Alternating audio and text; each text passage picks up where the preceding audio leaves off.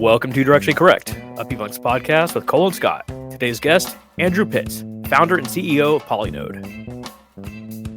Thanks to our sponsors, Polinode. Harness the full power of organizational network analysis with Polinode. With one-click data integrations and built-in relationship-based surveys, Polinode enables people analytics practitioners to move from data to insights faster. To learn more and see why Polinode is trusted by some of the most innovative companies in the world today, book a demo at polinode.com/directionallycorrect. All opinions are our own and do not reflect those of any other organization. So do you remember my story about the guy that I held the door for him and he slid in like a fucking James Bond villain Yeah, around the edge? Okay. Mr. Slip and Slide. Yeah. So this is a longer story. Hopefully we can get through it. But there's something called I'll be obtuse and call it scavengers here. It's a Slack thread. So there's a million teams having offsites and they're all catered. Right. So they always have food left over. Not always, but Oh, you're speaking my language now. But when they do have food left over, they put it on this what I call it scavengers, the Slack thread. Yeah. So I was at this building and it hit. It was like a minute previous, so it was it just fresh, and it's just the building across the street. So I was like, I'll get my shit and I'll walk over there. So I'm walking over there, and kind of the same thing happened. This guy, I'm holding the door for him, no thank you, no nothing. And he doesn't return the favor on the other double dare, and I'm like, Yeah. hey, what a fucking dick, right? That So we go through security and we're both walking, and oh boy, we both hit the fourth floor. That's weird. It's not like a common floor, that people would go to. And sure enough, we're both going to the vultures thing. So this guy's already kind of tick me off, right? Because he's didn't return the door favor thing. And now he's in front of me in line, directly in front of me. Yeah. And it's a fajita bar, right? So they got little fajita chicken, and Yeah. it's all picked over. I mean, it's you know, whatever.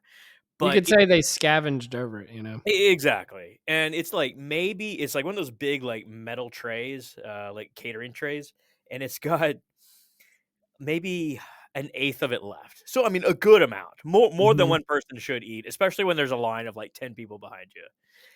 This dude took out his own to-go container and he took all the meat. All the meat. And there's a line of people what the hell? And then he took there's this massive bowl of Parmesan cheese, and he must have taken half of that too. I mean, more than you would see at Olive Garden. I mean, this thing was massive. And on one hand, you're like, hey, it's free, it's up for grabs. On the other hand, it's hey, we got a bunch of people here.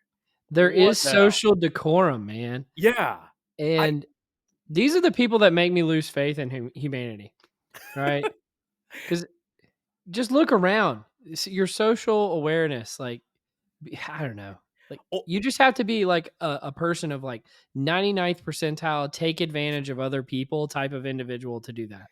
This is maybe this big city you live in, where everyone's on top of each other. I kind of liken it to when you used to go to the pet store and see the mice in the cage. They just kind of step on each other's heads and don't really care. And I think the same thing happens in big cities where people are well, I'm just going to get mine. No, I don't care about what you need or what you want. Well, can I tell you kind of a similar story? Please that's do. not as survival of the fittest as your, when I was at it was very early in my career. I worked at let's call it a CPG company, right? They make stuff that you would find in the grocery store, and so they used to have these big displays that they were testing out in the lobby that they would be putting in grocery stores that would have tons and tons of their product. And you're talking buy our thing, a big display. Yeah, buy our thing. It's cool. You might have a Super Bowl one, right? Yeah. And it would be like that. And when they took those big displays down, they just gave away all the product internally. Oh, okay. And so every once in a while, you would literally see adults sprinting down the hallway and you'd be like, why is that person sprinting down the hallway? It's because they found out that they were taking down the big display, and you could literally get tens, if not hundreds of pieces of this product, right, to take home with you. And so what I did is that the lobby used to be across from the company store, and I literally paid the person who worked the desk at the company store and gave him my phone number to tell me when they were taking them down, and I'm Yes. telling you, I would bring home so much of this, it would last me like 6 months. Like, And what are we so talking about? Like, anything good, or is it, like, oh, yeah, sponges? it's really good. Like, I probably brought home, if I had to estimate, $300 worth of this product. You know, and if you knew what the product was, like it was that's a substantial number of the product. We were, like, I remember I had this box, this like cardboard box. You know, like they ship boxes with like couches in them sometimes. Yeah, yeah, Like a massive. box that size, completely filled to the top with this product, and I was like, oh, it was the best moment of my life. I love watching people freak out over free, ostensibly trash stuff, you Yeah. know, like, there's a lot of swag out there, and, like, thank the Lord for swag, don't get me wrong, but some of it's, like, destined for the landfill. Like, I'll walk through, like, an aisle in Target and be like, "This is all just straight to trash," right? Like, no one's it Yeah. isn't durable, it isn't has no value on the shelf. I think about that all the time with like, you know, they ship stuff to your house and it has like stuffing in it to like packing like the things like Like stuff, and peanuts? I was like, what, like peanuts, but also like it's like plastic bags now, and Oh, like they yeah, have a yeah. bunch of different variants of it. And I'm like, wow, they made this just to just like use for 10 minutes and then sit in a landfill for 100,000 years. Like, you know, I don't know. That's the kind of stuff I think about. I saw someone freaking out about throwing away like the grocery sacks you get at the grocery store. Like apparently We you're not supposed to do that. we reuse those, Yeah. but Well, I mean we even that's what they were saying. Like putting other grocery or pardon me, putting other yeah. trash in those things is apparently a no no. It's like why not? Yeah, why you're gonna have to you're have a steep argument against me to try to convince me that you shouldn't reuse those. You'll see some like wild behavior here in Seattle. Like you and I know somebody. I haven't told you this story, but they're moving out and their neighbor was going through the recycling bin, pulling Mhm. out trash and taking it to the residents that they could identify whose trash it was and be like, "This isn't recyclable." Like, quite literally insane behavior. That is insane. Wow, that's insane level I've never experienced before. Like, this Who is has banana peels, clearly not recyclable. Like, oh my you god, don't have enough to do. I yeah. think that's what it comes down to, like, you don't have enough to do.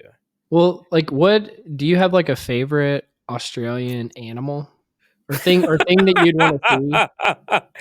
Yeah, I do have something that I wanna see. I'd love to get Andrew's perspective on it, but, Yeah. I wanna see a road train. What the heck is a road A train? road train, look this thing up. It is a oh, there he is. There he is. Hey guys, Well, maybe Andrew can explain it to us. What is a road train? a road train is an epically long truck.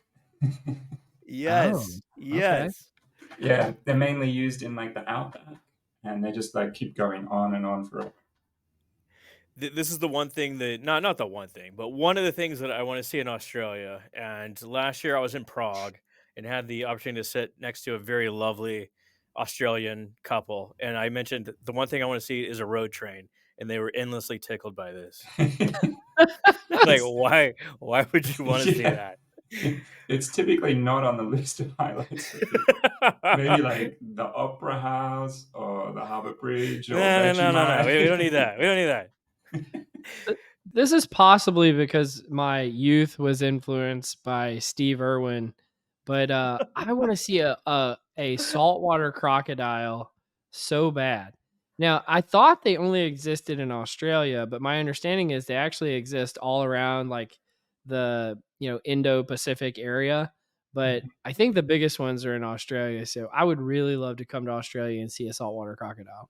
Yeah, I mean, I hope you don't see it live. I hope you go to a crocodile farm or something like that. Yeah, that's what I mean. I don't wanna, like, be You don't swimming and be like, "Hey, buddy, how you happen doing?" upon one. Yeah, you need to Yeah. go has needs to have a sign or a pin at Or least, right? crossing the road in your road train. So Well, these like, road trains, by the way, they're like what 30 semi trucks long. I mean, they're forever long. Yeah. how did they not block the traffic? Like, logistically, how does this work? Well, they're mainly used in the outback, so there's not that much traffic. Okay. Middle of Wow. nowhere, and it's like a massive snake going down the road. Mm-hmm. That's wild. Imagine trying to pass on the left. Or I guess, is it on the right in Australia? It's on the Whatever. right. Passing on a 2-lane road. Yeah. Passing Going like a fast half enough. mile long one. You have to go like 150 miles an hour for like 30 minutes to pass it. I don't know. But well, have you ever seen like a saltwater crocodile, Andrew, while you were like ocean swimming? Sorry, I want to come back to this because I know you ocean swim. Wait. So you go on the ocean like deep water swimming? Is what I'm hearing? Yeah, you just like swim out in the ocean, and yeah, it's for a couple of kilometers, and it's the most relaxing thing in the world. Not crocodiles, sometimes sharks, but yeah, Well, I they're- mean, just sharks. I think crocodiles are actually more dangerous than sharks. I believe that. Yeah. Mm. They see us as food. Sharks don't see us as food, generally speaking. Hmm. Yeah. Well, what got you into ocean swimming? Just out of curiosity.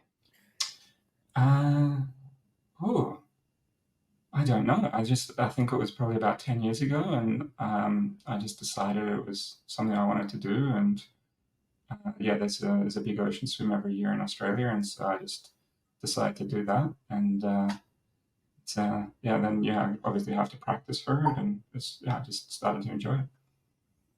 Fascinating. You got riptides to look out for, and I'm sure they have all this sort of marked, so they understand where this sort of stuff is, right? Yeah, but I mean, it's generally pretty safe. Do you Particularly swim with the current or against the current? Are there like any kind of like tips and tricks for doing this effectively? don't swim out where the water looks calm because that's generally where there's a riptide. You see Really? a crocodile, you move away. Yeah. Fair enough. I'm just me. I don't know anything about this. Thought I would ask good faith questions about ocean swimming. I'm glad that we have someone here to really talk about networks, though. Andrew loves networks. I last year I made a network of these citations at PsyOp and posted it online, and he grabbed it and made it way cooler through the Polinode system, and I was like wildly impressed by this. Yeah, thanks, Scotty. I don't know that I've actually mentioned this to you, but this year we're actually going to be at PsyOp. Polynode's going to be Oh, exhibiting. fantastic! What? Yeah. So Are you presenting? You have a booth? no, What's just the a deal? booth. So it'll be the first year. It's for quite a few years, people have been, encouraging me and saying, PsyOp is a conference that you really have to go to. And so, yeah, we literally had the conversation with the PsyOp folks a week ago, and so we're going to have a booth. And so uh, we haven't yet decided, but we'd love to create another interesting network for PsyOp. So maybe what we're thinking is something like a citations network for the people that are presenting at PsyOp. Well, that's fascinating. Absolutely, this is breaking news. You're going to be at PsyOp. This is fantastic. We're going to have to get Yeah, together. we better get together. Yeah. Because I don't think, we've spoken a few times, but I don't think we've ever met in Yeah, person. I'm not sure that I'm personally going to be able to go to PsyOp. Polinode will Oh, be there. Polynode will be there. Okay.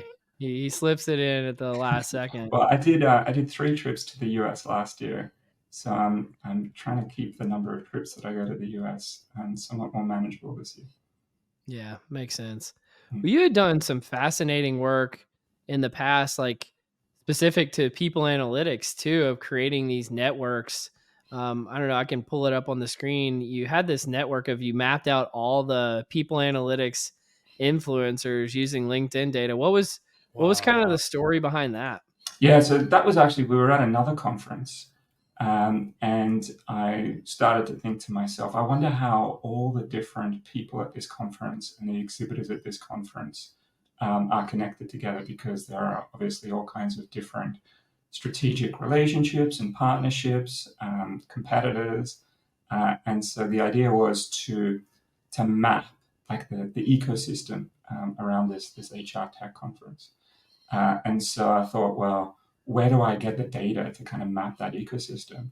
And the idea came to me that when you look at a LinkedIn profile for a company to begin with, you see on the right hand side, you see the other companies that people who viewed that profile have also viewed, so that people also viewed data. And that, of course, is network data. So we were able to kind of extract that data from LinkedIn that people also viewed data and kind of map originally it was the HR tech ecosystem. And then once we did that, we also realized that we could do the same thing for the profiles of individuals. So just start with a seed set of nodes or people in a particular space, and then use the people also view data to kind of map the ecosystem around those kind of seed nodes. And so what we did then was use a group of seeds, just a handful of seeds in the people analytics space. So folks like Richard Rosenhau, Heather Whiteman, a few other people, just a few seeds, and then we expand from there and iterate on the network and create the network of people analytics practitioners globally. Find the different clusters, find the people who have kind of outsized influence, just kind of based on those LinkedIn connections. So that was the genesis of it. How big is Cole's node? I think Cole's pretty big. It should be. It I'm should pretty be. big. The thing that I'm proud of, and you can see this on the screen if you're looking at it, is I'm like literally smack dab in the center of the network. Very If you look central, up, man. very central. And the thing that I found interesting from it, and we can go to the HR tech influencers one in a minute, but the people analytics one was if you just chop off the right hand third, that's like and again, there are exceptions to this because some of these companies have offices in like Chicago or New York or wherever, but it's almost all made up of the Bay Area. And I was like, my goodness, I didn't Yeah. realize how central the Bay Area was to the people analytics field, because the very center area where I'm a part of it, it's actually not that big of a cluster. And it's got people from Europe. It's got people from all over the US. It's got some folks from different places. And then it's kind of got the David Green connection to a bunch of like what I would call like more traditional influencers, like the, Adam Grants and that type, Josh Bursons and those type of people. But in the very center, it's actually a smaller cluster that's kind of globally distributed than just the San Francisco cluster, and that was fascinating to me. Mm-hmm. I Yeah. mean, I think that also illustrates just some basic principles of network analysis. It's just homophily, geographic homophily right there. So these people in the Bay Area connect to one another, and they show up next to each other. One point is like that's a beautiful graph. That looks absolutely beautiful. The colors on the black background is wonderful. Like, are you scraping this LinkedIn data by hand, or is it like you have like some sort of Well, no, we automated don't do it process? by hand. We have an Yeah, automated yeah, process for yeah, pulling that data in. Yeah, no, absolutely. Well, give us a little bit of the magic sauce. Like, how do you kind of scrape this type of data? And like, I'm assuming you're using the Polinode platform to put it together. Like, how does that work? Yeah, so I mean, for this LinkedIn data, I mean, and obviously, this is just it's not what we do on a day-to-day basis. This is using Polinode for an interesting yeah. application, right? But for this data, we use, and there's a number of them. There's third-party services that will, allow you to. They do all the difficult things for you in terms of extracting that data from LinkedIn, and then you basically, because LinkedIn doesn't have any APIs, right?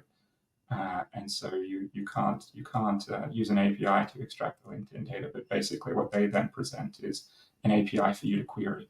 And so we use effectively a third-party service API to pull that data in, and we write a script. And then Polinode has its own API, so we then write code that pushes that data as a network to Polinode. And so yeah, it's all automated, and yeah, all you have to do on our end is provide a seed set of nodes, and you get that kind of expanded resulting network. How does this work for like a company that's interested in Polynode? Like they may have a use case, they may have a general idea of what they want, and they come to you. And what's the next step in the process? Yeah, I mean, so what we do is, what we are is we're a platform for organizational network analysis, right? And so we typically have a discussion with them about well, what are their strategic priorities? Because I think, as you'll both be aware, one of the challenges of organizational network analysis is that there are so many different things that you can do with it, right? And Mm-hmm. so what we always try to focus on is understanding, what are the strategic priorities that the organization is looking for. And sometimes they come with, one thing in mind or two things in mind, but there's often a discussion about, uh, you know, is it the identification of emerging talent? Is diversity, equity, and inclusion a priority? Is there a specific reason why you want to identify influencers and so on? And so it's about understanding where, what their priorities are and what would be most valuable for them. And that's often a two-way discussion. And then also often, because Polinode is a platform for both passive as well as active organizational network analysis, right? So on the one end, it's extracting data potentially from email log files or from enterprise social networks and so on. And on the other, it's asking people questions, active ONA, like who do you go to for advice, who do you work with often, those types of questions, right? And so there's also often a discussion about whether active ONA is the right approach or passive ONA is the right approach, or sometimes it's a combination of both. And once we understand what the priorities are, and once we have an approach in mind, it's then about executing that approach as well. Yeah. Well, I mean, that's fascinating. I'm curious, like, how did you get into people analytics originally, and like, why did you create Polynode in the first place? Yeah.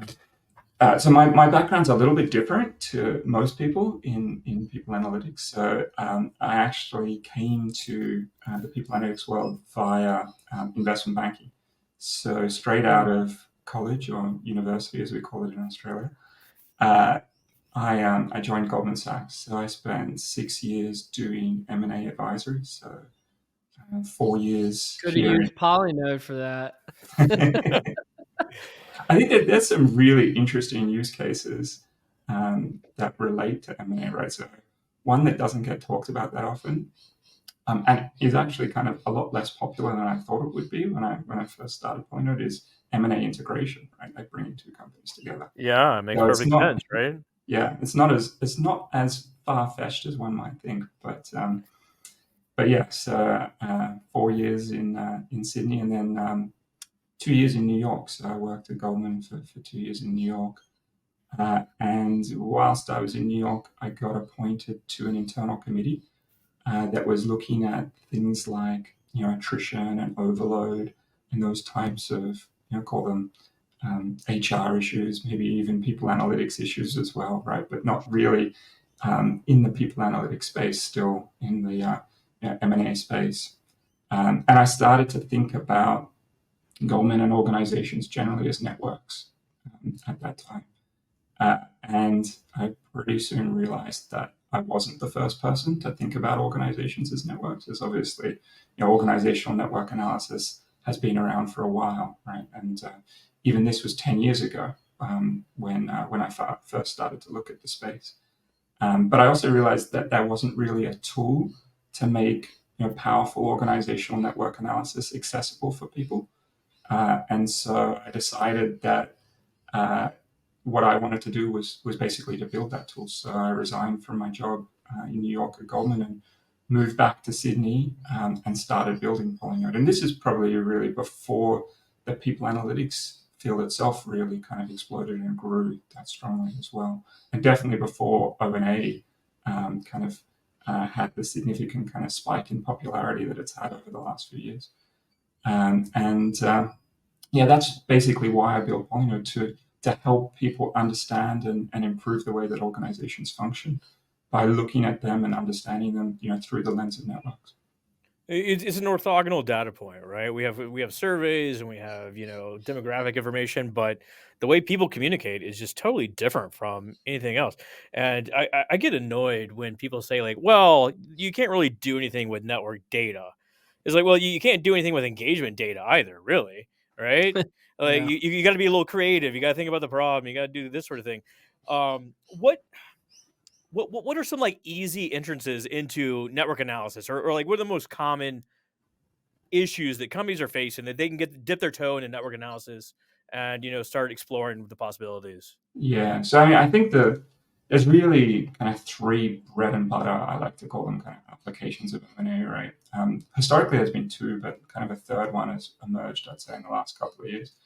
The first is really, understanding and improving collaboration, right? So wherever there are kind of silos, wherever there are teams that are, not working together where one would expect them to be working together, kind of mapping that and understanding that and using the network data to kind of help break through those barriers, Hmm. improve that collaboration. Also, where there are potentially groups that might be collaborating more than you might want as well, right? So it's not Oh, always less; it's absolutely. more too. So yeah, I would say the collaboration one is definitely the bread and butter of ONA. The other one, and this one has a bunch of different sub applications or sub uses of it, but it's very much at the core of ONA, is the identification of influences, right? So finding people who have outsized influence in an organization, and often those are people that are kind of at the mid or more junior levels. You're often really interested in finding the people who have outsized influence.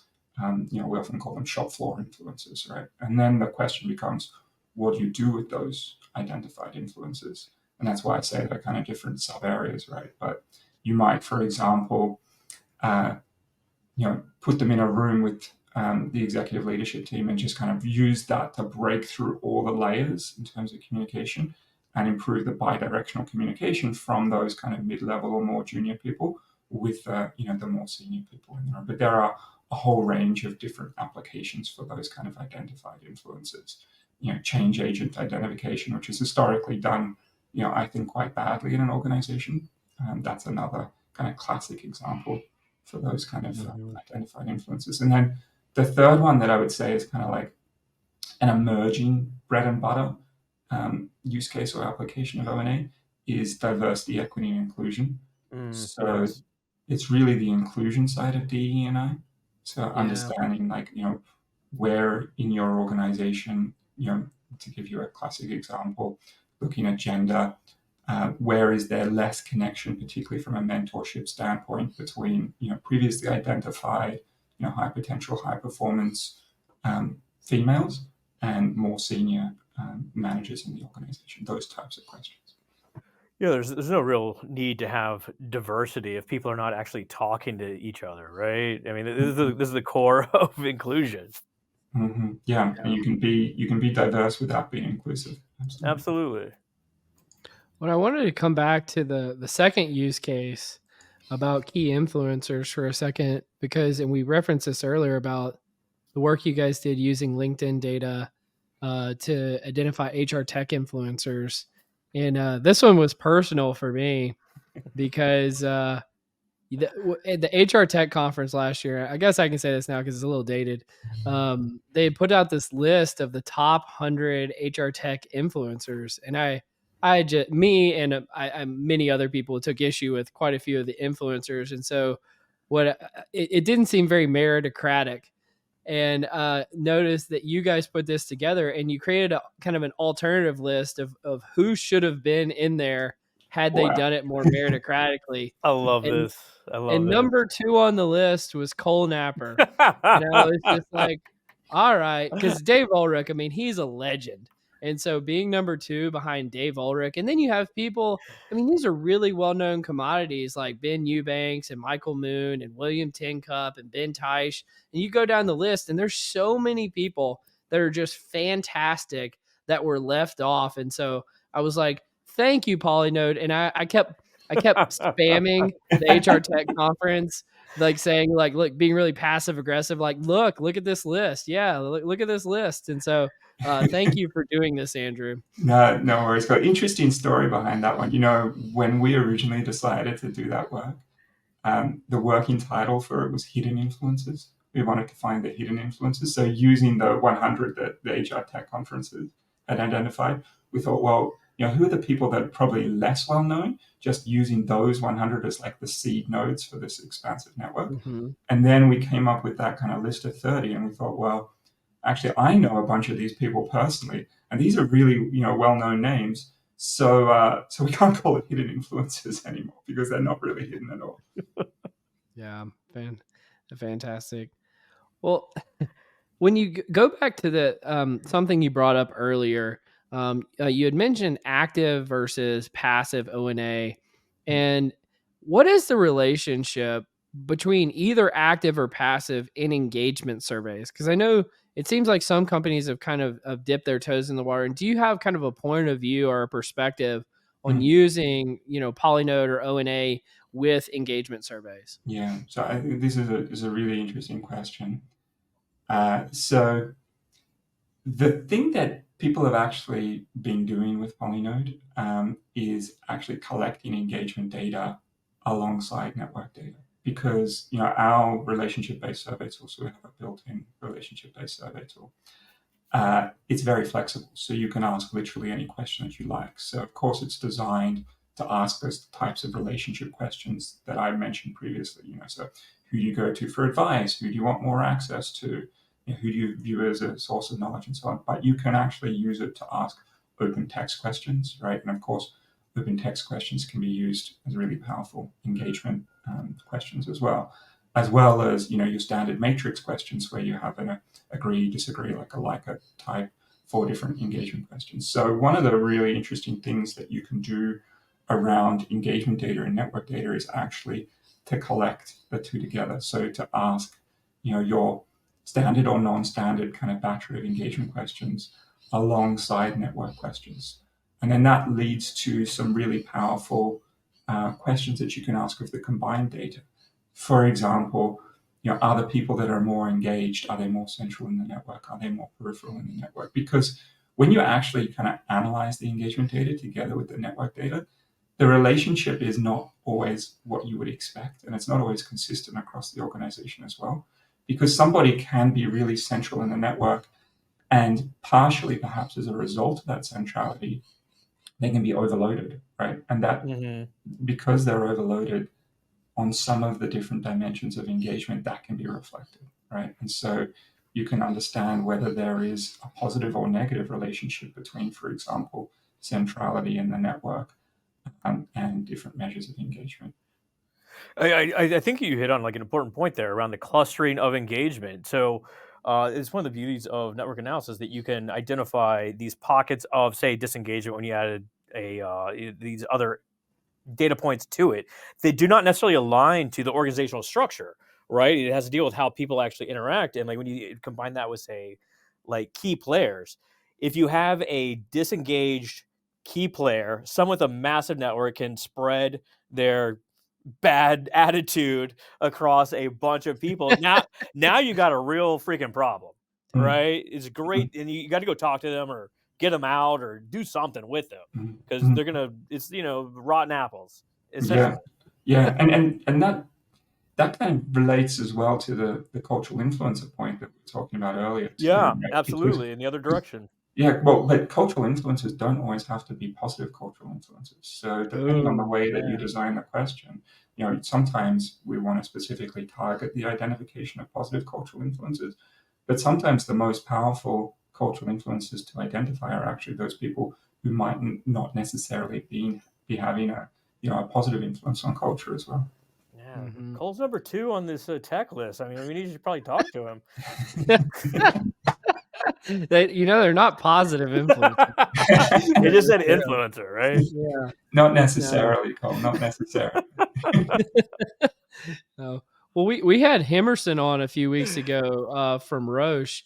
It seems like you all have been doing some really cool work with them, and even like some of the other providers and partners that you have. Do you want to talk at all about some of the cool work that you've got going on? And like I hear, and you can correct me if I'm wrong, but there's a big release coming out soon in Polynode as well. Do you want Yeah. to pimp that at all? Yeah, absolutely. Well, I think firstly, obviously, Emerson is a terrific guy. I think you guys will enjoy chatting to him, and he's been doing some really amazing work with Roche, some really interesting, I think, cutting edge stuff.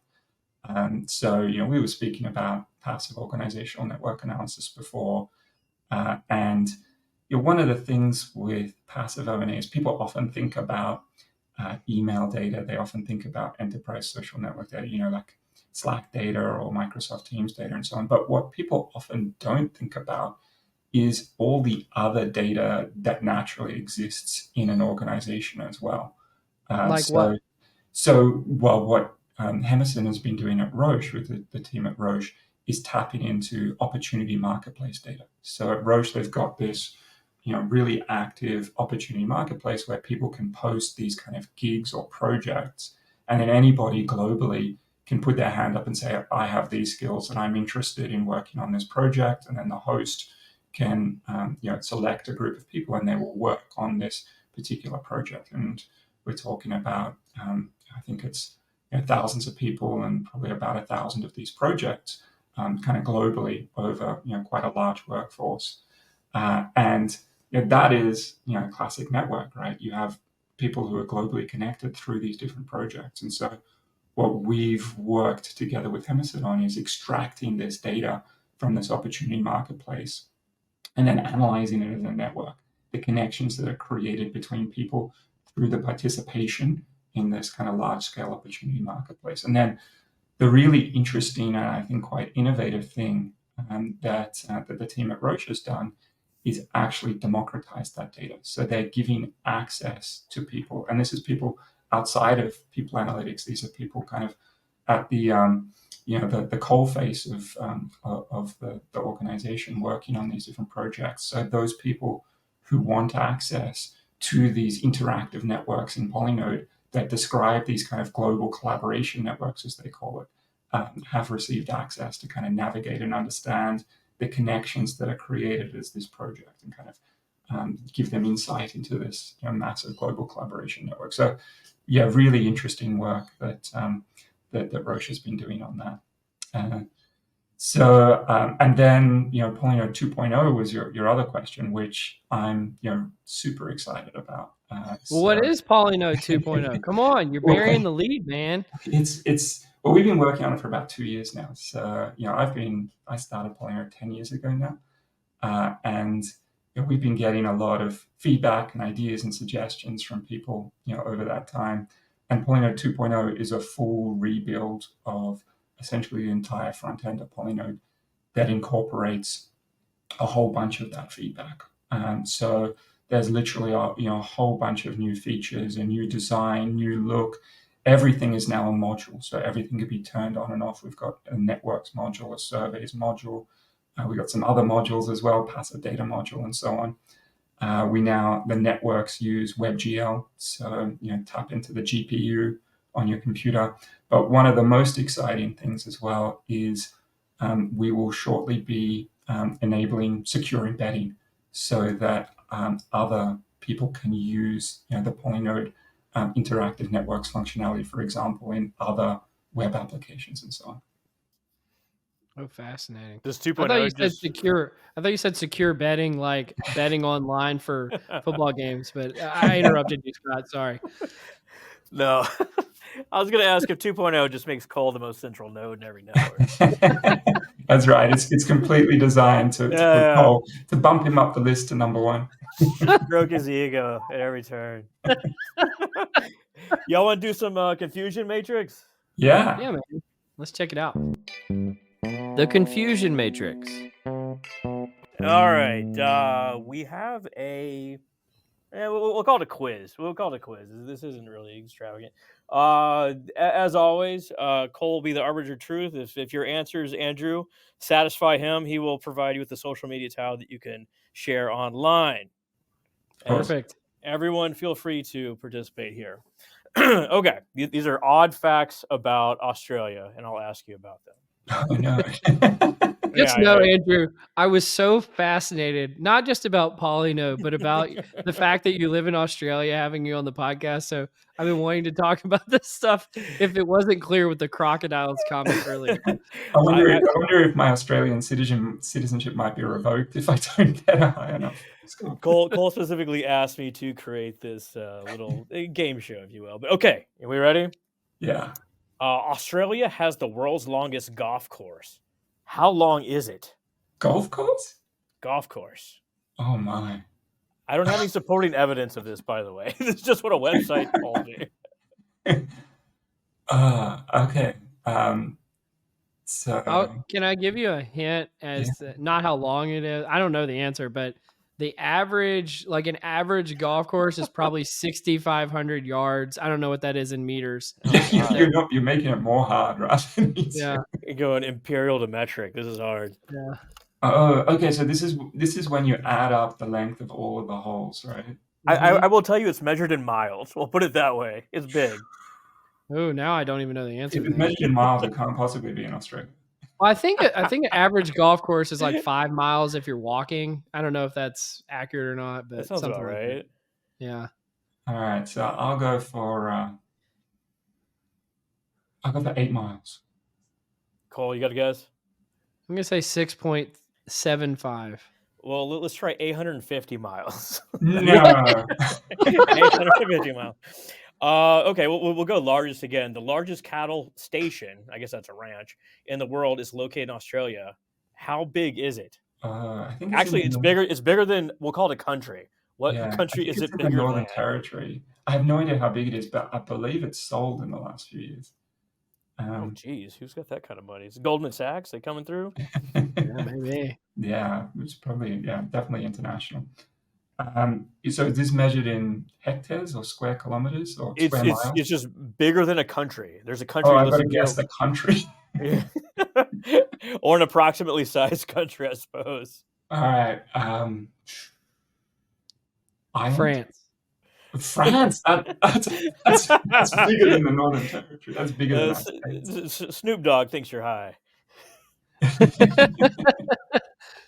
I guess Ireland. It's Israel. Israel. It's bigger than Israel. Israel. Which I is, was going to say Luxembourg or something like that. Yeah. how long would it take you to visit every beach in Australia if you visited one per day? Ooh. Oh, wow. Okay, we got a lot of beaches. We have a lot of beaches. So One per day. 20 I'm going to years. say 3 years. Yeah. 20 years. There are 10,600 and change. There's 29 years. Ooh. Wow. 29 years. That's I'm sure insane. they're all not top notch, but I mean, come on. Yeah. That's a lot. Okay, Aussies drink a lot. Approximately how many bottles of beer per each adult a year?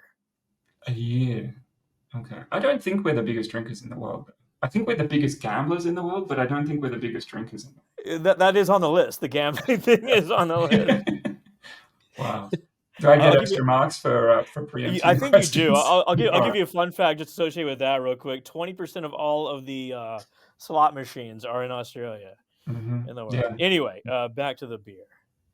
Okay, I'm going to guess an average of 2 per day. So let's say 800 a year. Cole.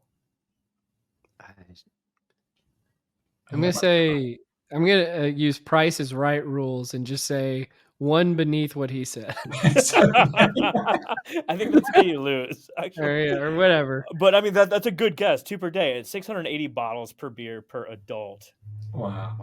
Okay, let's see. What else we got here? I'll try to pick something. Okay, here. A gay bar in Melbourne won the legal right to ban women from the bar. Why? This sounds like an answer that gets you fired. Yeah. You want me to just give it to you? Because perhaps it was so popular, women were going there, and so they were displacing the intended patrons. Cole, anything? I got nothing, man. It's pretty simple. They made the men uncomfortable. Oh. Well, fair enough.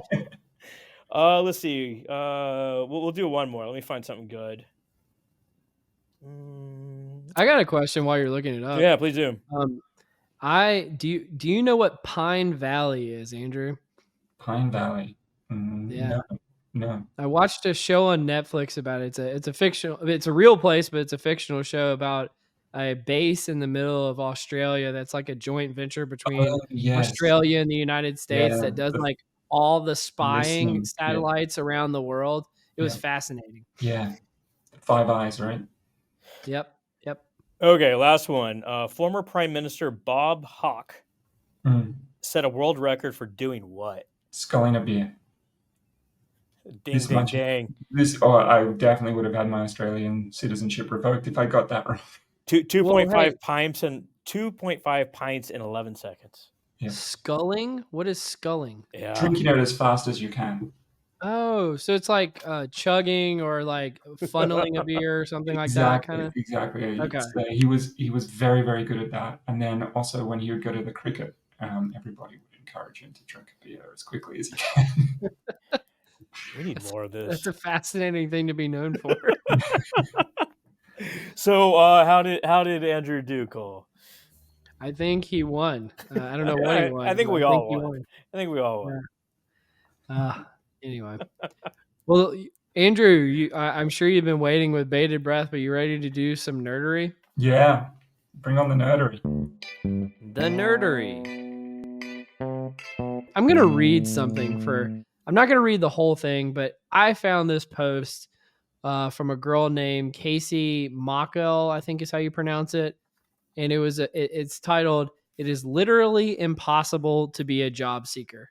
And I just thought there was so much wisdom in this. But it says, "You have to be open to work, but not obvious with a green banner that you are open to work.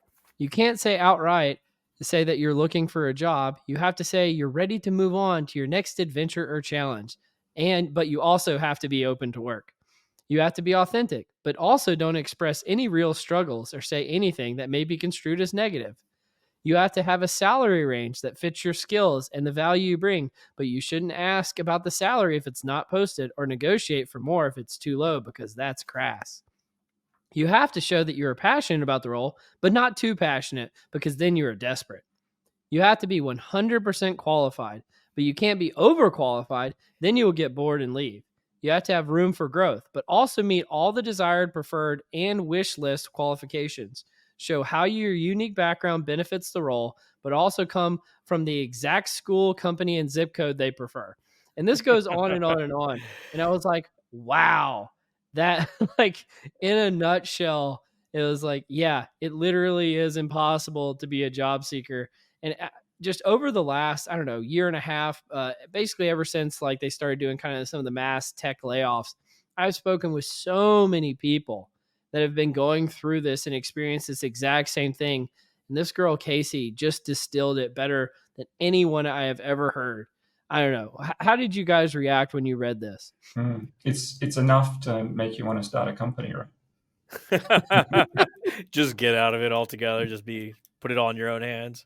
Yeah, I mean, I can definitely empathize with it because I've had friends who have been searching for jobs, and I think what she describes there is consistent. But from my own perspective, I haven't had to look for a job for 15 years. So the only time I ever went through kind of a formal interview process was when I interviewed for Goldman Sachs, many years ago.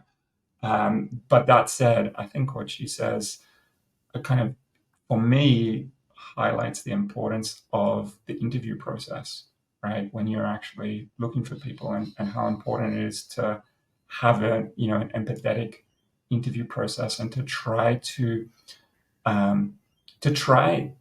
find people's strengths rather than when you're interviewing people, look for the weaknesses and the flaws. So when I was reading that was one of the reflections that came out for me. It's tough out there for a player, right? I mean, like you're trying your best.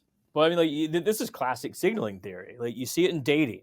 Like you want to be into them, but not too into them, right? And like you see it in college coaching searches. Like I will go to your university, but only if you ask me to. All this sort of stuff, and it makes perfect sense that you would see this here. I think that organizations are essentially looking for well-rounded people, I guess. Like you can't be like too enthusiastic, which actually the antithesis, we talked about engagement earlier. You're looking for the highest engagement possible in your organization, but maybe that's not ideal actually. Yeah. Mm. Everybody wants to eat at a 5-star restaurant for fast food prices. That's what I see it kind of distilling down to, is like you just make it to where, if you can again get somebody the impossible, or what recruiters sometimes call the purple unicorns, out there. And the reason why you have to look for purple unicorns is because of everything that was said in this little diatribe by Casey. Is like, it's just impossible to be a job seeker. During the interview process, they put a cognitive load on you. Like, A, you probably need a paycheck, right? Or it's something that you want. So, like, you're extra eager, but obviously, if you're too eager, then like you're gonna, fumble your words or Yeah. just be too much. Yeah, you can't be nervous, right? Because Yeah. you can't want it too much, because then you'll come across nervous and overeager. Yep, exactly. Well, Scott, do you want to tee up the next one? Where are we going now? I don't even know what this is, to be honest with you, but Vanderpump Rules. What is? Yes. So I wouldn't go as far as to call this a prized possession, but I've been studying networks for several years now, and I found this just on Instagram, probably like 2019, and whoever this user is, essentially mapped out the Vanderpump network on a napkin and took a photo of it and like posted online, and I think it's so great. Are either you fans of Vanderpump? I've never even heard the words until you shared this with me. I have not heard of it previously, but thank you so much for introducing it. Oh my! It is absolutely insane.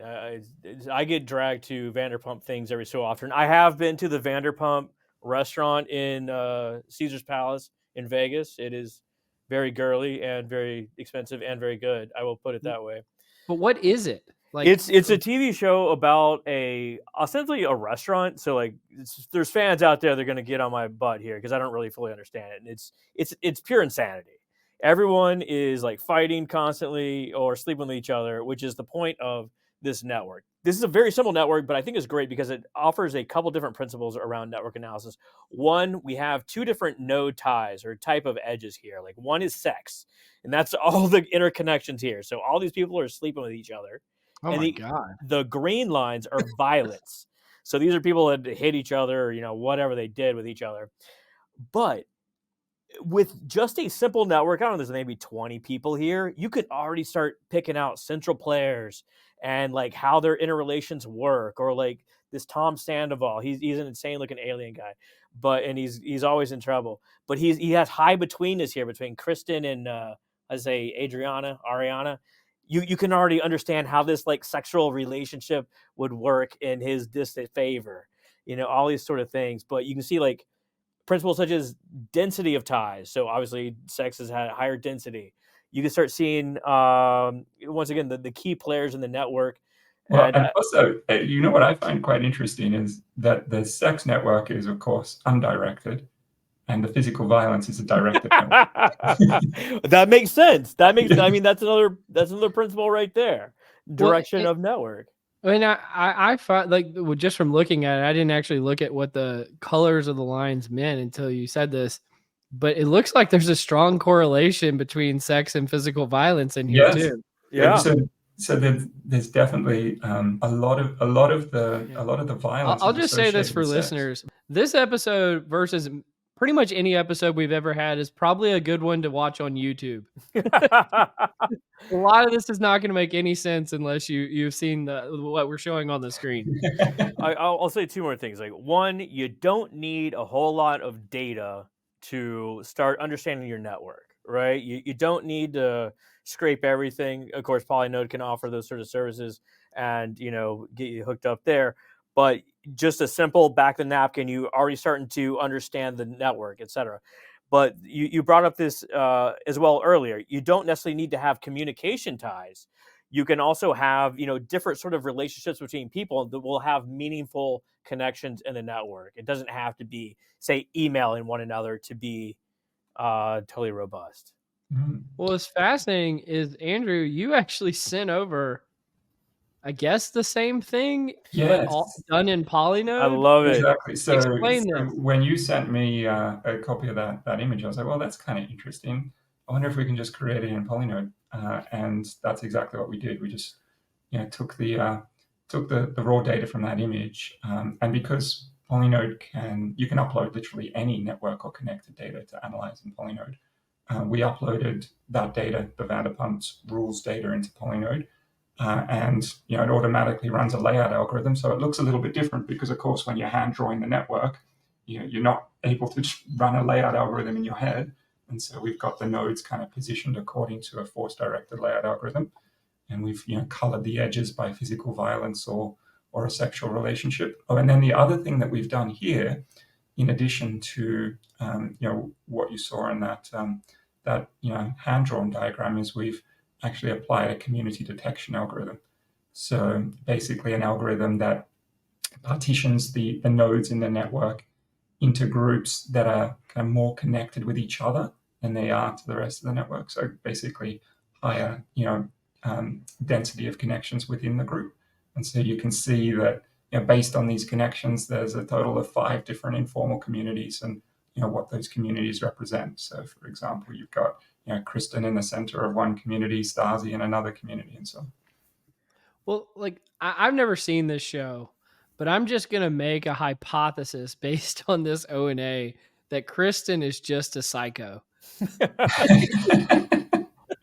Or Kristen definitely knows stuff about everybody. If you want to know about the network, you go to Kristen, right? She can tell you a little bit about everybody. Okay, she's got a bunch of stuff going on here. I wish I knew more about the show to like offer some like SME advice or some more colorful analysis. I do know that Sandoval is a highly controversial figure because of his betweenness. Okay. I guess we'll leave it at that. Yes. I will say, if you are curious about any of these Polinode graphs that we've showed, we will link all of them in the show notes, so you can go find out for yourself if you're a Vanderpump Rules fan, like what's going on here. You want to do the last one? Yeah, let's do the last one. Okay, this is a HBR. It's how to lead across siloed organizations. So a key challenge of CEOs is to get their executives to work together in cross-functional capacity, because it's actually essential for an organization's success. So the pandemic, of course, accelerated a lot of this siloing behavior. So we became geographically distributed. We have less frequent face-to-face interactions, and overall, there's just like a lack of enterprise-wide incentives to work in that sort of way.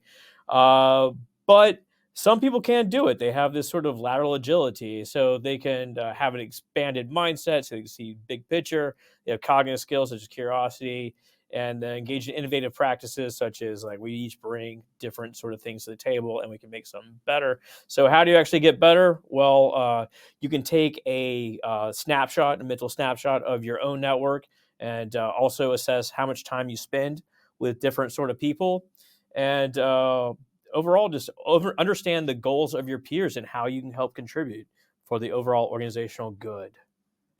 Yeah. When I looked through this one, the thing that I found that was interesting, that because I had done some of this work in the past, and they said that the CEOs, and this is a common CEO problem, but I don't think many people that work in businesses understand this, is they really have a tough time getting their executive teams to work together because of the siloed nature of how each executive treats their business unit as kind of independent. And it creates this kind of gridlock and chaos. And the CEO's common complaint is, I'm the only one in the company that sees the whole entire picture. And one of the things that I've said before about people analytics is it's one of the very few resources in the entire company that sees things through the lens of the CEO. And so it's one of the few functions that actually does look at the entire company and wants to break down barriers. Like if we've talked a lot on the podcast before about how incentives lead good people to do bad things. And one of the things is most people's incentives are to be siloed, right? And so there's very few kind of counterweights to that. I would say a chief people officer is actually one of them, because they need to look at the entire company, and people analytics within the HR functions happens to be another. And so, but it's a challenge to break down these silos. You mentioned earlier, Andrew, like tips and tricks around like how you could use ONA for like M&A or for change management. One of the key use cases of change management is usually breaking down silos. So I don't know, do you have kind of a Polinode Yeah. spin on this? Well, absolutely. So I think people, when they think about ONA, they often think about whole of company organizational network analysis, like either tapping into all of the passive data or running a whole of company active ONA. Some really interesting and powerful and successful ONAs that I've seen are actually with much smaller groups, Yeah. including executive leadership team plus one or executive leadership team plus two. So you can run an ONA with 20 people, with 30 people, with 40 people, right? Just the most senior folks. And Or actually just Vanderpump Rules? just found a pump. But Who's sleeping with who? maybe we don't ask that question. But just in that kind of executive leadership team, and then show it to that team, right? And show people what does the network look like in order for them to understand where there is an absence of collaboration, which people should be talking more to other people but aren't. Show them those barriers, and that can be just a really effective way, as this article describes, for encouraging that kind of cross-functional connection and relationship at that level. I So think that's the beauty too, because like I understand like who I talk to. I have a somewhat of an understanding who Cole talks to, but not really. So you can't really see more than two people away, not with any sort of accuracy. But if you like put like this like helicopter view in front of them of like here's how the network's functioning, who's actually talking to each other, it becomes crystal clear at that point, right? yeah, absolutely, absolutely. So yeah, small ONAs can be incredibly powerful. I I think that incentive structure that you mentioned too, Cole, is like really powerful. Mhm. Like when your performance is based on how you run your organization, which I'm going to run it like a company. It's like, well, if you're running a company, like you don't want any dependencies. You don't want any dependencies. You're not going to collaborate. Mhm. Yep. Mhm. Why would you collaborate? Mhm. Yeah. The incentive structure in there. But the other thing that occurred to me when I read this article as well is um, how much it emphasizes the role of the leader, the leader reaching out cross-functionally and collaborating with other leaders. But Yeah.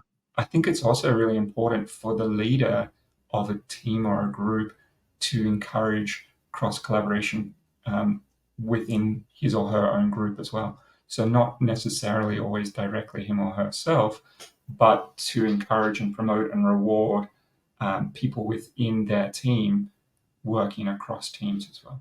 Mm-hmm. Well, how do you do a lot of like maybe not cross company collaboration, but cross world collaboration? I mean, you're working American hours and Australian hours. How do you do that effectively? Wake up early in the morning. uh, I mean, the truth is, my days are relatively long because you have working with the US in particular in the morning in Australian time, and then I also do a lot of work with Europe in the evenings.